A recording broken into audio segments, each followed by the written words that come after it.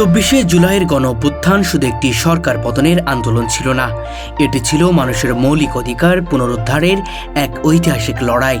দীর্ঘ প্রায় ১৬ বছর রাষ্ট্র ক্ষমতায় থাকা শেখ হাসিনার শাসনামলে অনেকের কাছেই বাকস্বাধীনতা ও মানবাধিকার প্রশ্ন হয়ে উঠেছিল। সেই প্রেক্ষাপটে দেশের ছাত্র সমাজই প্রথম প্রতিবাদের আগুন জ্বালিয়ে দেয়। নিজেদের রক্ত ও ত্যাগের বিনিময়ে তারা এক নতুন জাগরণের সূচনা করে। তাদের এই সাহসী অবস্থান অনুপ্রাণিত করে আপামর সাধারণ মানুষকে। রাস্তায় নেমে আসে সর্বস্তরের জনতা, একটাই দাবিতে মুক্ত কণ্ঠ, মানবিক অধিকার এবং স্বাধীনভাবে কথা বলার নিশ্চয়তা।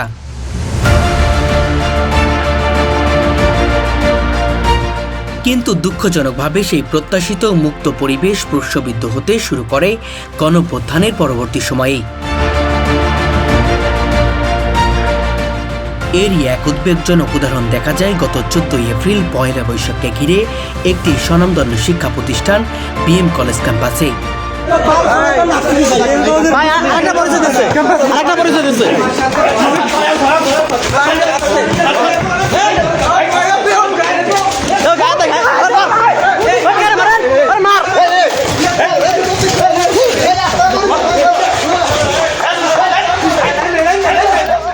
হেজবুত তৌহিদ ছাত্র ফোরামের শিক্ষার্থীরা কলেজ প্রশাসনের অনুমতি নিয়ে তাদের সংগঠনের শীর্ষ নেতা ইমাম হোসাইন মোহাম্মদ সেলিমের নববর্ষের শুভেচ্ছা সম্বলিত একটি ব্যানার টানায়। কিন্তু হঠাৎ করেই কিছু শিক্ষার্থী পরিকল্পিতভাবে সেই ব্যানার অপসারণের উদ্যোগ নেয়। এমনকি বিএম কলেজ ছাত্র ফোরামের সভাপতিকে ফোন করে 1 ঘন্টার আলটিমেটাম দেওয়া হয় ব্যানার সরানোর জন্য, যেখানে ছাত্র দলের নাম ব্যবহার করে বিভ্রান্তিকর পরিস্থিতির সৃষ্টি করা হয়। পরবর্তীতে তারা যাচাই করে জানতে পারে ছাত্রদলের সংশ্লিষ্ট নেতারা এই ঘটনার সঙ্গে জড়িত নন। তারা স্পষ্টভাবে জানান ক্যাম্পাসে সবার মত প্রকাশের অধিকার রয়েছে। 5 আগস্টের পর সবাই মুক্তভাবে কথা বলবে, স্বাধীনভাবে তার কার্য পরিচালনা করবে, এটাই তারা মনে করেন। আমাকে ওই যে নাদিম মুন্না ভাই, যে আহ্বায়ক হিজবুত তৌহিদ ওই সংগঠনে, আমাকে ফোন দিয়েছিল যে ভাই আপনার ব্যানার করার ব্যাপারে কোনো আপনাদের মতামত আছে কিনা। আমি বলেছি যে ভাই, যদি সবাই মিলে এখানে সমস্যা ওই ধরনের কোনো কথা বলেন, আপনি আপনার জায়গা থেকে এটা খুলে ফেলেন, কিন্তু আমরা আপনাকে জোর করবো বা প্রেশারাইজ করবো এই ধরনের কোনো কর্মকাণ্ড আমরা। আর তখন উনি বলতে উনি ঢাকায় ছাত্র দলের পক্ষ থেকে আমরা আসলে এই সমস্ত কর্মকাণ্ড কখনোই সমর্থন করি না। ক্যাম্পাস ভিত্তিক যারাই রাজনীতি করুক, আমরা আসলে সকলের প্রতি আমাদের সহনশীল অবস্থা আছে এবং আমরা আসলে চাই বিএম কলেজে বিভিন্ন মতাদর্শের লোক থাকবে। আপনার মতামত আমার মতামত এক নাও হতে পারে, ভিন্ন হতে পারে, সেটাতে আমরা ডিবেট করতে পারি, কথা বলতে পারি, আলোচনা করতে পারি। কিন্তু ছাত্রলীগের কর্মকাণ্ডের মতো কোনো কর্মকাণ্ড, মব সন্ত্রাস তৈরি হোক, এই ধরনের কর্মকাণ্ড ছাত্র কখনোই সমর্থন করে না। পরিস্থিতি আরো উত্তপ্ত হওয়ার আগে ছাত্র ফোরামের প্রতিনিধি দল ব্যানার খুলতে যাওয়ায় তারা হামলার শিকার হয়। শুধু তাই নয়, ব্যানারটি ছিঁড়ে ফেলা হয় এবং তা পায়ের নিচে ফেলে অপমান করা হয়। এই ঘটনায় জড়িতরা সামাজিক যোগাযোগ মাধ্যমে লাইভে এসে পুরো ঘটনাটি প্রচার করে এবং উস্কানিমূলক স্লোগানে ক্যাম্পাসকে উত্তাল করে তোলে। একটা হেজবুত তৌহিদ ধরে ধরে জবাইকর ধরনের সহিংস স্লোগান শুধু একটি সংগঠনের প্রতি নয়, বরং সামগ্রিকভাবে মত প্রকাশের স্বাধীনতার উপর আঘাত হিসেবেই দেখা হচ্ছে। বাংলাদেশ ছাত্র অধিকার পরিষদ বরিশাল বিএম কলেজের যুগ্ম সাধারণ সম্পাদক মাত্র দেয়াল বেয়ে দ্বিতীয় তলায় উঠেছে ব্যানারটি খুলে ফেলার জন্য। এটা তো আগুন দেওয়ার রিস্ক, চাইলে আবার কেন আবার ইতে লাগিয়ে যায়। আগুন জ্বালো, আগুন জ্বালো সেখানে, ভেঙে দাও, ঘুরিয়ে দাও, সবাই পারান, লাইভে আছে সবাই পারান।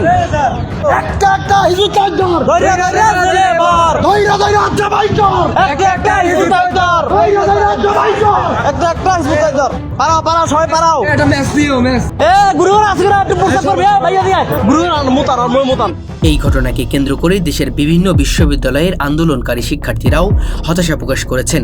যারা ঢাকা বিশ্ববিদ্যালয় ও জগন্নাথ বিশ্ববিদ্যালয়ের মতো জায়গা থেকে গণঅভ্যুত্থানের নেতৃত্ব দিয়েছেন, তারা মনে করছেন যে চেতনা নিয়ে আন্দোলন হয়েছিল, সেই চেতনার সঙ্গেই সাংঘর্ষিক এমন আচরণ। 5 আগস্টের পরে এই ধরনের আচরণ অ্যাটলিস্ট আমরা আশা করি না এই দেশে।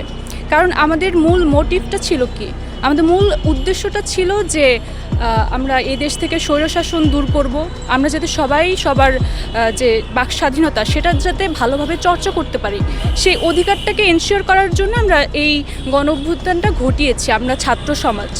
5 আগস্টের পর একটি সহনশীল, মানবিক ও মুক্ত পরিবেশ প্রতিষ্ঠার প্রত্যাশা ছিল সবার। কিন্তু বাস্তবতায় কিছু ক্ষেত্রে তা বিপরীত ইঙ্গিত দিচ্ছে। ঘটনার সঙ্গে জড়িত হিসেবে পরিচিত বিএম কলেজ ছাত্র অধিকার পরিষদের সাধারণ সম্পাদক KM মাইনুল হক পরবর্তীতে এই বিষয়ে দুঃখ প্রকাশ করেন। তিনি স্বীকার করেন, মুহূর্তের উত্তেজনা থেকেই এমন অনাকাঙ্ক্ষিত পরিস্থিতির সৃষ্টি হয়েছে, যা কোনোভাবেই কাম্য ছিল না। ব্যানার ছেঁড়া, শারীরিক হামলা এবং অপমানজনক আচরণ সবকিছুই ভুল ছিল বলে তিনি স্পষ্টভাবে উল্লেখ করেন। পাশাপাশি তিনি আরও স্বীকার করেন যে এই ঘটনার সঙ্গে ছাত্র অধিকার পরিষদের পাশাপাশি ইসলামী ছাত্র শিবির ও ইসলামী ছাত্র আন্দোলনের সদস্যরাও জড়িত ছিলেন। পুরো বিষয়টি অনাকাঙ্ক্ষিত ও দুঃখজনক উল্লেখ করে তিনি ভবিষ্যতে এই ধরনের ঘটনা এড়াতে সকলের প্রতি সংযত দায়িত্বশীল আচরণের আহ্বান জানান। ছাত্র অধিকার পরিষদ, ইসলামী ছাত্র আন্দোলন, ছাত্র শিবির মোটামুটি সবাই ছিল। একজন মানুষের ছবি, সেখানে সে দলের প্রধান বা সে অন্য কোনো সংগঠনের প্রধান হোক, সেটা আমার বিষয় না। বিষয় হচ্ছে সে একজন মানুষ, তার ছবি পালানো নিঃসন্দেহে আমাদের বলতেছে যে আমাদের রাগের মাথায় আমরা ওটা করে ফেলেছি। কারণ হচ্ছে বিষয়টা কোনো মানুষের ছবি পালানোটা রাগের কারণে ওই সময় দেখা যেতে হয়ে গিয়েছে। সামান্য একটি বিষয়কে কেন্দ্র করে এমন বড় ধরনের সংঘাত সৃষ্টি হওয়া শুধু একটি প্রতিষ্ঠানের ভাবমূর্তিকে ক্ষুণ্ণ করে না, বরং সামগ্রিকভাবে সমাজে বিভাজন ও অসহিংসতা বার্তা ছড়িয়ে দেয়। যে ছাত্র সমাজ একসময় পরিবর্তনের নেতৃত্ব দিয়েছিল, তাদের কাছ থেকেই দেশবাসী আরও দায়িত্বশীল ও সহনশীল আচরণ প্রত্যাশা করে। অনেকের মতে এই ধরনের ঘটনার সুযোগ নিয়ে একটি মহল ঘোলা পানিতে মাছ শিকার করার চেষ্টা করছে, যা ভবিষ্যতের জন্য আরও বড় ধরনের অস্থিতিশীলতার কারণ হতে পারে। সবশেষে প্রশ্ন থেকে যায়, যে আদর্শ ও ত্যাগের বিনিময়ে গণঅভ্যুত্থান সফল হয়েছিল, সেই আদর্শ কতটা ধারণ করতে পেরেছে আজকের প্রজন্ম? মত প্রকাশের স্বাধীনতা ও মানবাধিকার যে স্বপ্ন মানুষ দেখেছিল, তা বাস্তবে কতটা প্রতিফলিত হচ্ছে, সেই মূল্যায়ন এখন সময়ের দাবি হয়ে দাঁড়িয়েছে। 24 জুলাই গণঅভ্যুত্থান শুধু একটি সরকার পতনের আন্দোলন ছিল না, এটি ছিল একটি স্বৈরশাসক পতনের আন্দোলন, যেখানে মানুষ তার বাক স্বাধীনতা, মানুষ তার কথা বলার অধিকার ফিরে পাবে। তবে জুলাই গণঅভ্যুত্থানের পরে সরকারি বিএম কলেজে ঘটে যাওয়া একটি ঘটনা সত্যিই প্রতিটা মানুষকে নাড়া দিয়েছে। সেখানে দেখা যায় হিজবুত তৌহিদ ছাত্র ফোরামের একটি ব্যানার খুলে পা দিয়ে মারানো হয় এবং সেখানে সেই ছাত্র সংগঠনের নেতাকর্মীদেরকে মারধর করা হয়। এই ঘটনাটি জুলাই গণঅভ্যুত্থানের পরে কতটা আশা করে বাংলাদেশের মানুষ, সেটাই কিন্তু দেখার বিষয়। দর্শক, আজকে এই ব্যাপারটি আপনাদের কাছে তুলে ধরার চেষ্টা করব। বিএম কলেজ একটা কি উচ্চশিক্ষা প্রতিষ্ঠান। উচ্চশিক্ষা প্রতিষ্ঠান আসলে কী শেখায়? আমাদের সবাইকে ধারণ করতে শেখায়, সবাইকে আমি সবার মত প্রকাশের স্বাধীনতা এবং সব ধরনের মতামত আমি ওইখানে পড়াশোনা করব, আমি প্রচার করবো, সেটাই তো আমাকে বিএম কলেজ শেখায়। সেই প্রতিষ্ঠানের শিক্ষার্থীরা, সেই প্রতিষ্ঠানের বিভিন্ন ছাত্র সংগঠন যখন আরেকটা মতবাদের উপর যখন খড়গ নাড়ে, যখন তাদের উপর তলোয়ার চালায়, তখন তো আসলে সেটা উচ্চশিক্ষার সাথে সাংঘর্ষিক এবং বাংলাদেশের যে গণতন্ত্র, বাংলাদেশের আপনার সংবিধান, সেটার সাথে সাংঘর্ষিক। ফলে হিজবুত তৌহিদ ছাত্র ফোরামের সাথে যে ঘটনাটা ঘটলো, সেটা কোনোভাবেই কাম্য না এবং বিএম কলেজে যেটা ঘটছে সেটার প্রতি আমরা তীব্র নিন্দা জানাচ্ছি। বিশ্ববিদ্যালয়ের শিক্ষার্থী হিসাবে না, একদম সাধারণ শিক্ষার্থী এবং একটা নাগরিক হিসাবে মনে করি যে মত প্রকাশের স্বাধীনতা সবার আছে। আচ্ছা, বিএম কলেজে আমরা দেখলাম যে সামাজিক যোগাযোগ মাধ্যমে ছড়িয়ে পড়েছে যে হিজবুত তৌহিদের যে ইমাম আছে, সেই ইমামের যে ছবি ছিঁড়ে ফেলেছে এবং পা দিয়ে মোড়ানো হয়েছে, এই বিষয়টা আমি খুব খারাপভাবে দেখতেছি এবং তীব্র নিন্দা জানাইতেছি এই বিষয়ে। যারা খুলছে, যেই দলের রাজনৈতিক দলগুলো আমরা দেখতে পাইলাম, যে ছাত্র শিবির, ইসলামী ছাত্র আন্দোলন বাংলাদেশ, তারপরে আপনার এই গণ অধিকার পরিষদের ছাত্র সংগঠন, ছাত্র অধিকার পরিষদ, এরা তো জুলাইয়ের কথা বলতে বলতে মুখের ফেনা তুলে ফেলেন মুখে, কিন্তু বাস্তবিক অর্থে তারা যেই কাজটা করলো, এটাকে জুলাইয়ের স্পিরিটকে ধারণ করে কিনা? প্রত্যেকটা বিশ্ববিদ্যালয়ে আমাদের কার্যক্রম আছে। আমি ঢাকা বিশ্ববিদ্যালয়ের মুহূর্তে দাঁড়িয়েছি, ঢাকা বিশ্ববিদ্যালয় ইউনিট, এখানে এই মুহূর্তে ব্যানার টানানো আছে, আপনারা যদি দেখেন। প্রত্যেকটা বিশ্ববিদ্যালয়, রাজশাহী বিশ্ববিদ্যালয়, চট্টগ্রাম বিশ্ববিদ্যালয় থেকে শুরু করে বাংলাদেশে প্রায় 40টা বিশ্ববিদ্যালয়ে আজকে আমরা কার্যক্রম, আমাদের অ্যাক্টিভ ইউনিট আছে, মানে কমিটি গঠন করে দেওয়া আছে। সেই জায়গায় আমরা বরিশাল বিশ্ববিদ্যালয় মনে বাংলাদেশের মানচিত্রের বাহিরে এমন একটা ভাব করতেছে, তো এটা অপ্রত্যাশিত।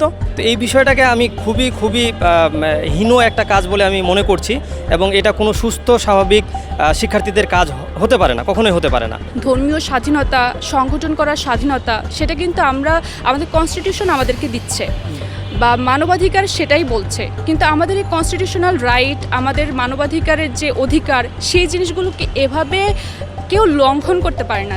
যে দলের বা যে মতের আমরা চাই যে এই স্বাধীন দেশে, বিশেষ করে 5 আগস্টের স্বৈরশাসন দূর হওয়ার পর আমরা আশা করি যে যার যে আইডিওলজি, সে তার আইডিওলজিটাকে তুলে ধরবে।